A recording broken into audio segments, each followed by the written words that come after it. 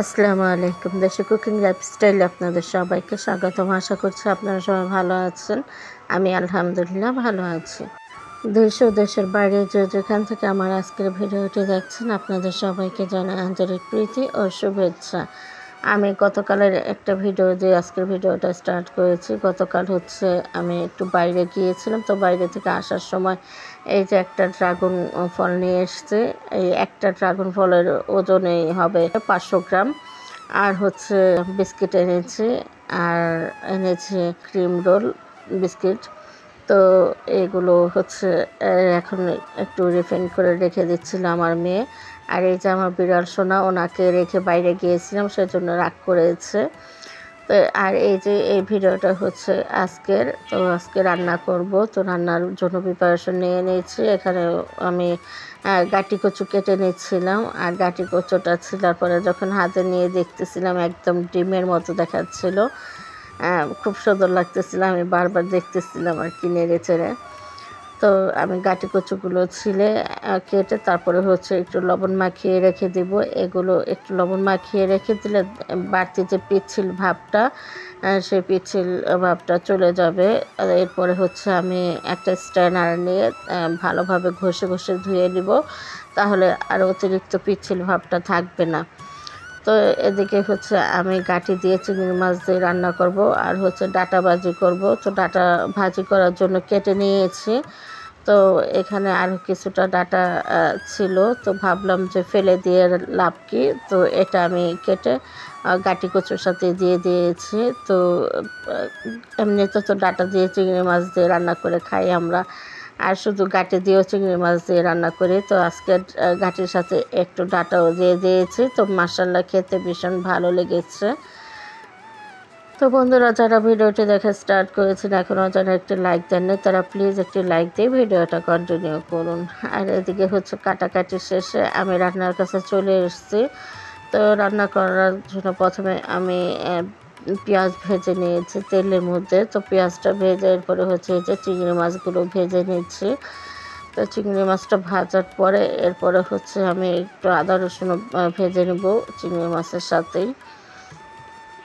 তো আমি সবসময় চিংড়ি মাছ রান্না করলে পেঁয়াজের সাথে চিংড়ি মাছটা আগে ভেজে নেই। তো এতে করে তরকারিতে খুব সুন্দর একটা স্মেল আসে। আদা রসুন পেস্ট ভেজে এরপর পানি দিয়ে দিয়েছি। এরপরে অফ ক্যামেরায় বাকি মশলাগুলো দিয়ে দিয়েছি আর কি। তখন আমার ক্যামেরাটা অন করতে মনে ছিল না। তো এখানে হলুদ গুঁড়ো, মরিচ গুঁড়ো, ধনে গুঁড়ো, জিরে গুঁড়ো আর স্বাদ মতো লবণ দিয়ে মশলাটা কষিয়ে নিয়েছি, আর দিয়ে দিয়েছিলাম কাঁচামরিচ। তো সব মশলা কষানোর পরে এরপরে এই যে গাঁটি কচুটা আমি একটু ভাপিয়ে নিয়েছিলাম। তো ভাপিয়ে পানিটা ফেলে এরপরে রান্না করে নিচ্ছি।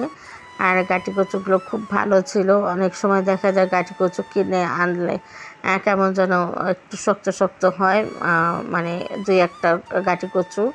আর এই গাঁটি কচুগুলো একদম সফট হয়েছিল, খেতে ভীষণ ভালো লেগেছিল।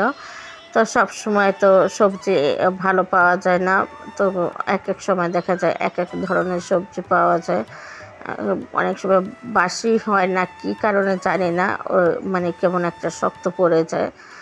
তো আমি চুলাটা চেঞ্জ করে দিয়েছি। এই সাইডের চুলা আমি তরকারিটা বসিয়ে, আর এই চুলা আমি ভাজিটা বসিয়ে দিয়েছি। ভাজিটা অবিরত নাড়াচাড়ার মধ্যে রাখতে হয়, সেজন্য একটু সামনের চুলাটাতে দিয়ে দিলাম। এদিকে তরকারিটা বলক চলে এসছে। এখন আমি ধনেপাতা কুচি দিয়ে দেব। ধনেপাতাটা দিয়ে এরপর বাকি রান্নাটুকু কমপ্লিট করে নেব। তো বন্ধুরা, যারা আমার ভিডিওটি আজই প্রথম দেখতেছেন, আজই প্রথম আমার চ্যানেল ভিজিট করেছেন, চাইলে আমার চ্যানেলটি সাবস্ক্রাইব করে আমার পাশে থেকে যেতে পারেন। আমার চ্যানেলটি সাবস্ক্রাইব করে পাশে থাকা অল নোটিফিকেশনটি সিলেক্ট করে রাখবেন, তাহলে যখনই আমি নতুন ভিডিও আপলোড করব সঙ্গে সঙ্গে নোটিফিকেশন আপনাদের কাছে চলে যাবে। তখন আপনারা আপনাদের সময় সুযোগ মতো ভিডিওগুলো দেখে নিতে পারবেন। আর অলরেডি যারা আমার চ্যানেলটি সাবস্ক্রাইব করে দিয়েছেন তাদের সবাইকে অসংখ্য ধন্যবাদ। আর যারা আমার চ্যানেলটি সাবস্ক্রাইব করেছেন যাদেরকে এখন আমি ব্যাক দিই, তারা প্লিজ কমিউনিটি বক্সে এসে কমেন্ট করে যাবেন। আমি কমেন্টে পোস্টে সবসময় বলি কমেন্ট করতে, আপনারা ভিডিওর নিচে এসে কমেন্ট করেন। তো ভিডিওর নিচে এসে যদি বলেন বন্ধু হয়ে পাশে আছি, পাশে থাকবেন, এই ধরনের কমেন্ট করলে আপনার চ্যানেলেরও সমস্যা, আমার চ্যানেলেরও সমস্যা। তাছাড়া হচ্ছে যারা ভিডিওর নিচে এসে কমেন্ট করেন চ্যানেল সাবস্ক্রাইব করার পরে, তো তাদেরকে যখন আমি ব্যাক দিব, তো এই মানে চ্যানেলের নামগুলো খুঁজে বের করতে আমার অনেক সময় লেগে যায়, আর হচ্ছে খুঁজে পাওয়া যায় না সচরাচর। দেখা যায় আমরা তো 24 ঘন্টা আগে ব্যাক দিতে পারি না, তো 24 ঘন্টার মধ্যে অনেকেই কমেন্ট করে। তো এত কমেন্টের মধ্যে সবসময় আর কি সাবস্ক্রাইবারের কমেন্টটা খুঁজে পাওয়া যায় না, সেই জন্য বারবারই বলে দিই কমিউনিটি পোস্টে এসে কমেন্ট করতে। তো আপনারা আমার তো কোনো কথাই শোনেন না, আপনারা এসে ভিডিওর নিচেই কমেন্ট করেন। তো বন্ধুরা, আমার তো রান্নাবান্না শেষ। আপনাদের সাথে কথা বলতে বলতে আমি কিন্তু ডাটা ভাজিটাও করে নিয়েছি। তো এখন হচ্ছে শাওয়ার নিয়ে এসে খেতে বসে গেছি। আমার আজকের ভিডিওটা যদিও তেমন একটা বড় না, তারপরে যতটা সম্ভব দেখবেন। আমি কাউকে জোর করবো না পুরো ভিডিও দেখার জন্য। তো মিনিমাম ওয়াচ টাইমটুকু আমাকে দিবেন। আর আমি কিন্তু যখন যার ভিডিও দেখি প্রথমে একটা লাইক দিই, তারপরে হচ্ছে সম্পূর্ণ ভিডিওটা দেখি, আমি মানে ফুল ওয়াচ করে দিয়ে আসি।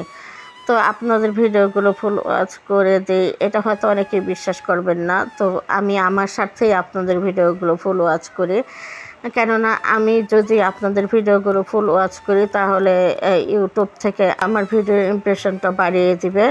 আর আমি এই জন্যে বললাম যে আমি আমার স্বার্থেই আপনাদের ভিডিওগুলো ফুল ওয়াচ করি। আমি যদি আপনাদের ভিডিওগুলো ফুল ওয়াচ না করি তাহলে কিন্তু আমার ভিডিওগুলো ইউটিউব অন্য কারো কাছে পৌঁছবে না। তো যার কারণে আমাকে সবার ভিডিও ফুল ওয়াচ করতেই হয়। আমি আমার কথা বলবো না, আপনারা যারাই ভিডিও দেখবেন তো যতটা সম্ভব ফুল ওয়াচ করার চেষ্টা করবেন, সবার ভিডিও সবাই ফুল ওয়াচ করার চেষ্টা করবেন, এতে করে আপনাদেরই উপকার হবে। আমি শুধু আমার সাবস্ক্রাইবারের ভিডিও না, আমি যাদের চ্যানেল সাবস্ক্রাইব করি নাই তাদের ভিডিওগুলো কিন্তু আমি দেখি, একদম ফুল ওয়াচ করে দেই। কেননা ওই যে বললাম আমার স্বার্থে আমি ফুল ওয়াচ করি। তো আমি যখনই তাদের ভিডিওগুলো সম্পূর্ণ দেখি তখন মনে করেন আমার ভিডিওর ইমপ্রেশনও বেড়ে যায়। তো সেজন্যই বললাম যে আমি আমার সাথে আপনাদের ভিডিওগুলো ফুল ওয়াচ করি। তো এদিকে কিন্তু আমি ডাটা ভাজি দিয়ে খেয়ে নিয়েছি, এখন হচ্ছে আমি তরকারি দিয়ে খেয়ে নিয়েছি। তো বন্ধুরা, আজকে কিন্তু শুধু রান্না খাওয়া এই আমার কাজ ছিল। তো আর বেশি কিছু ভিডিও করি নাই। তো ভিডিও কলে তো অনেক কিছুই করা যায়, তো দেখা যায় এতে করে ভিডিও অনেক বড় হয়ে যায়। তো সবাই মানে বড় ভিডিও দেখতে পছন্দ করে না, সেজন্য আর কি একটু ছোট করার চেষ্টা করি। তারপরও মাঝে মাঝে দেখা যায় বড় হয়ে যায়, তো সেটা মানে কিছু করার থাকে না। অনেক কিছু দেখাতে গেলে দেখা যায় ভিডিওটা অনেক বড় হয়ে যায়। তো বন্ধুরা, আজকের মতো এ পর্যন্তই। আগামী ভিডিও দেখার আমন্ত্রণ জানিয়ে আজকের মতো বিদায় নিয়ে নেব। সবাই ভালো থাকবেন, সুস্থ থাকবেন, অবশ্যই নিরাপদে থাকবেন, আর আমার জন্য দোয়া করবেন। আল্লাহ হাফেজ।